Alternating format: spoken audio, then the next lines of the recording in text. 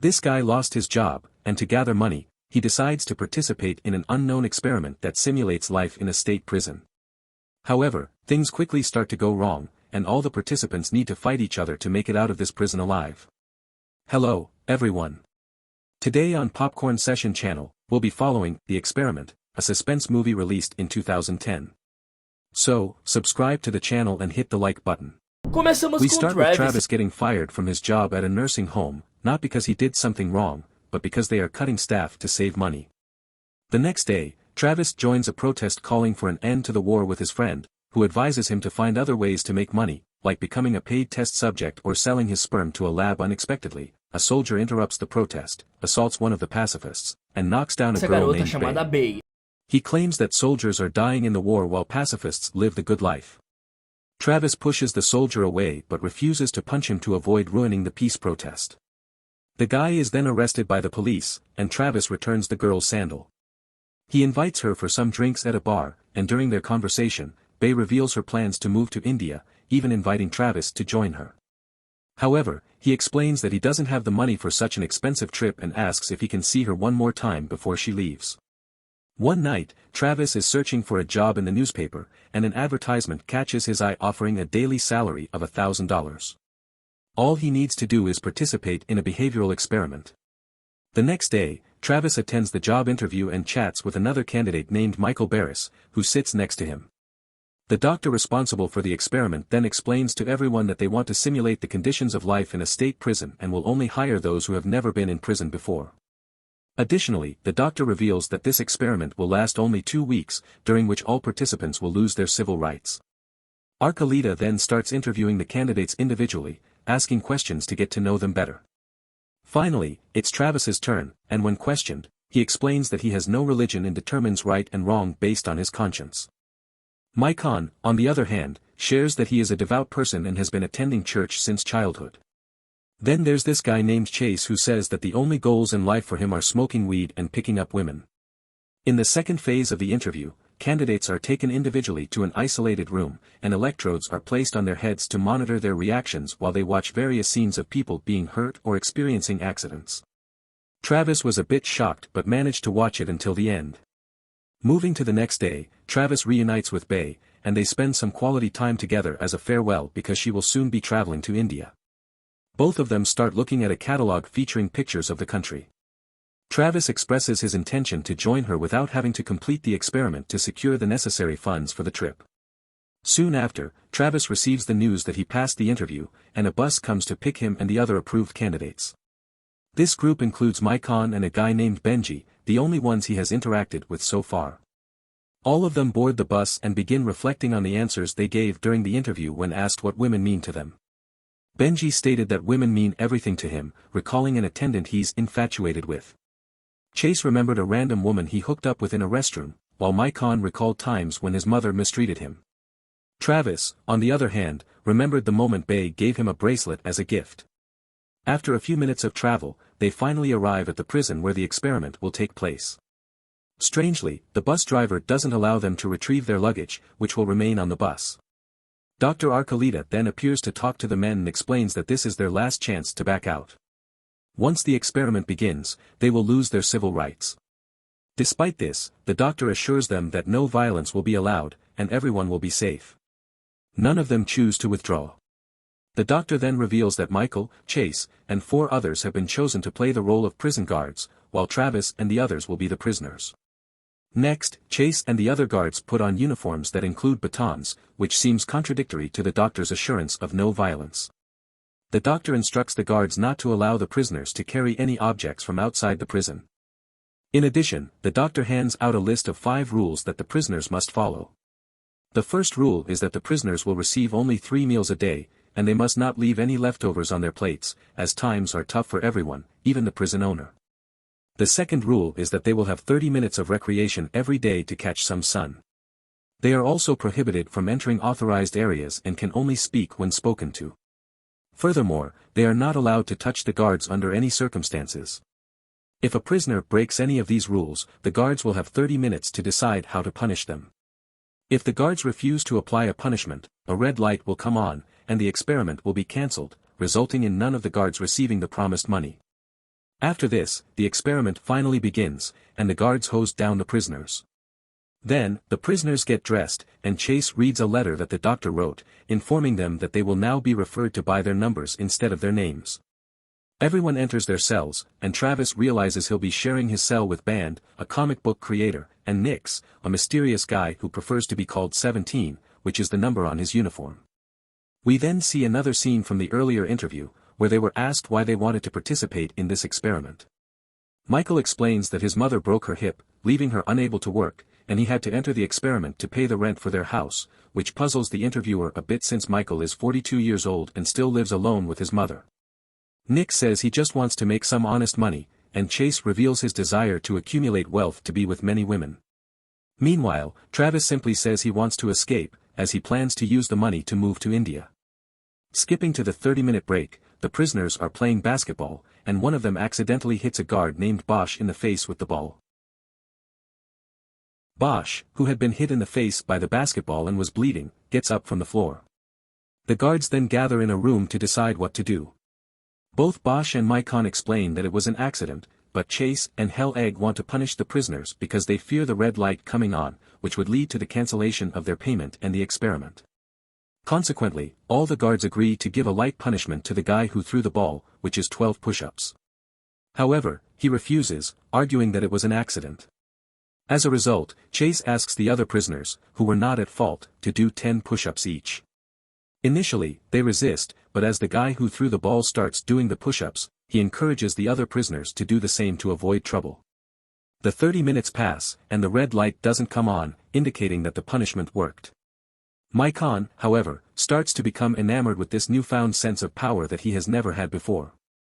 For those who may not know, a similar experiment took place in real life, where a psychology professor at Stanford University asked his students to imagine being in a prison. He divided the students into two groups, the guards and the inmates.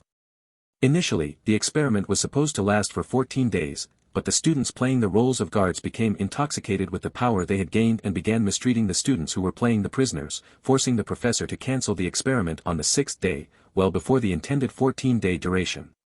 As night falls, the prisoners are in their cells, and Benji mentions that he's no longer angry with the guards because at this rate, they will get in great shape from doing so many push-ups. Nick sits up on his bed to have a better conversation, and Travis notices a tattoo on his arm with the number 88, which signifies his affiliation with a certain German figure.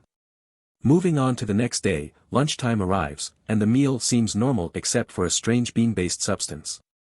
Nick finishes his plate, but Travis and the other prisoners refuse to eat the odd goo and try to throw the leftovers in the trash. However, Hellwig stops them, citing the first rule that prisoners cannot waste food.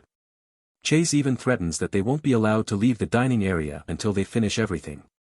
Travis becomes irritated and spills the goo on Hellwig's hands, leading to another punishment of push-ups. Nevertheless, the prisoners ignore the punishment and start throwing food at the guards. After this incident, the guards convene, and Chase remarks that the prisoners only dared to do that because the guards couldn't physically harm them. Michael reveals that he is part of a fraternity with rules similar to this experiment. The guards, as physical punishments are not allowed, decide to accept Michael's idea. They enter the cells and spray the prisoners with fire extinguisher powder. Michael decides to handcuff Travis in his cell to make him sleep on the floor because Travis had incited the rebellion in the dining area. Additionally, Michael forces the prisoners to address him as Sir. After it all ends, he feels a tremendous sense of pleasure because it's the first time in his life that he has authority. In the early morning, Benji wakes up Travis to ask for help because his blood sugar is low.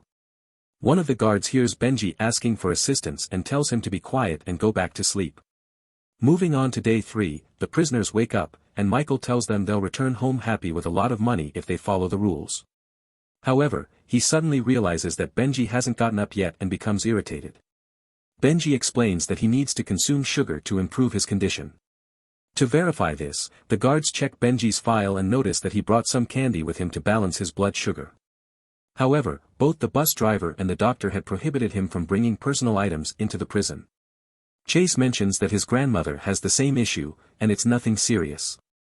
Michael and the other guards force Benji to get up, even though he's quite debilitated. Seeing this, Travis becomes upset and tries to defend his friend.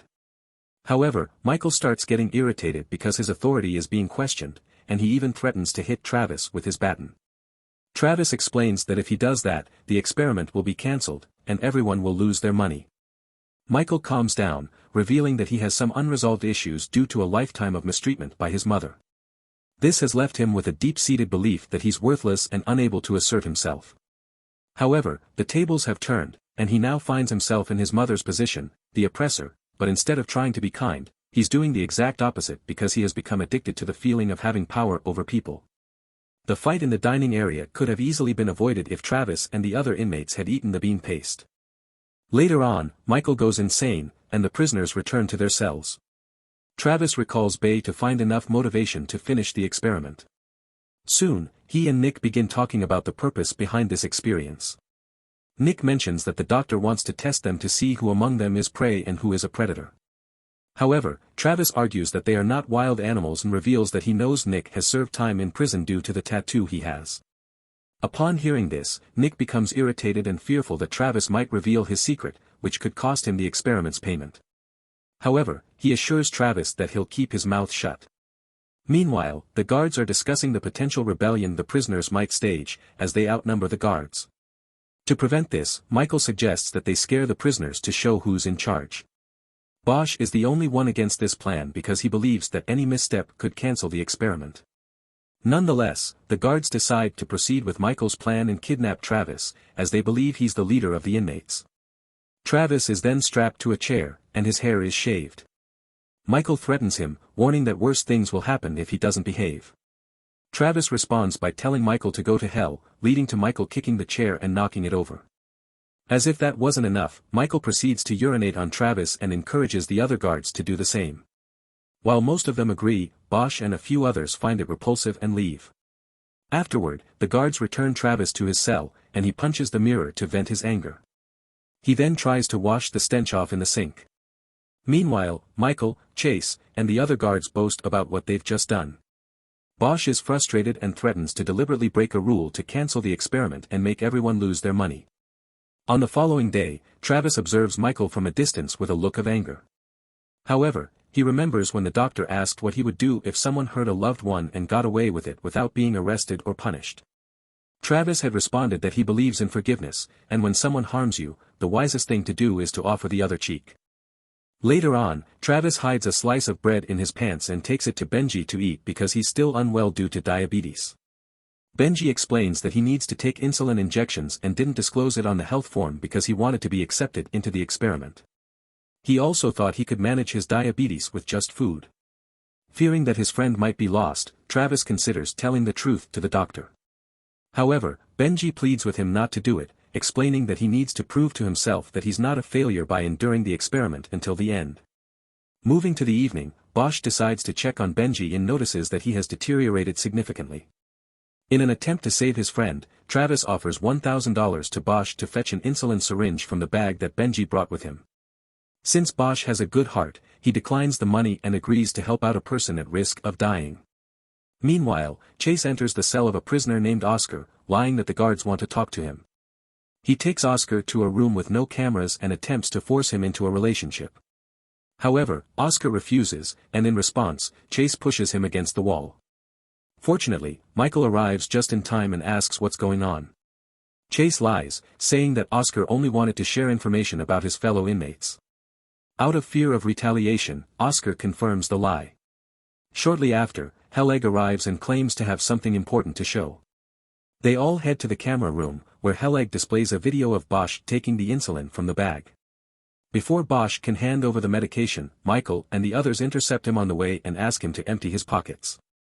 Michael realizes that he did indeed take the insulin and says he will forgive him if he reveals who instructed him to do it.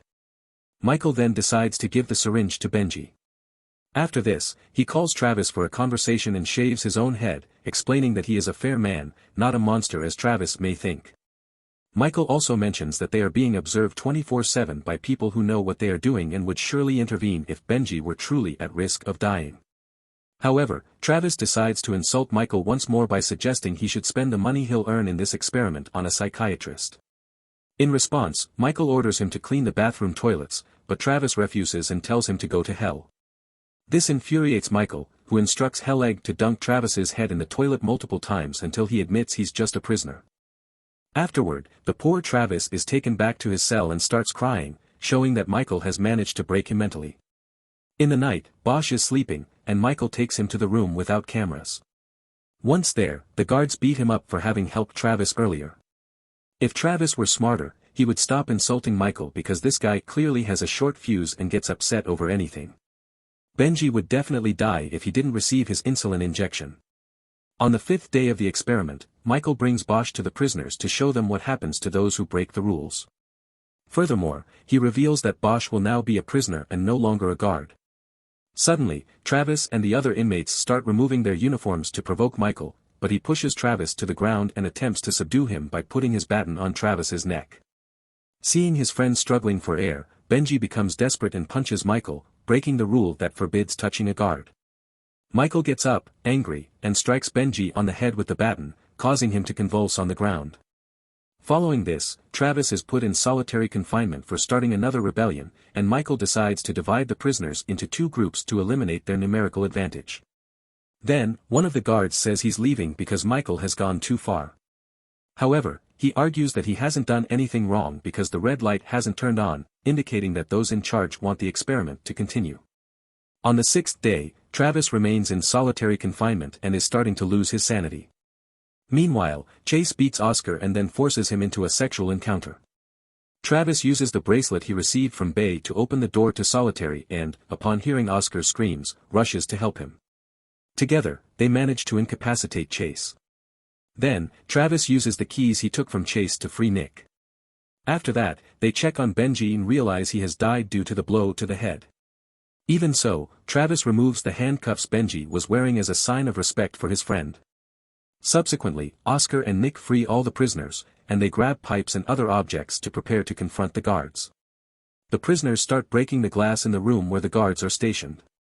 Michael grabs a knife and shows that he's ready to fight, but Helleg and the others flee because they are outnumbered. Then, Michael desperately tries to convince them to fight because he doesn't want to leave the prison and return to his normal life. However, the guards can't open the exit gate because it's locked.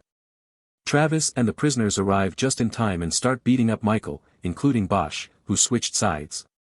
Michael tries to stab Travis, but fortunately, he grabs the knife with his hand and punches the guy repeatedly.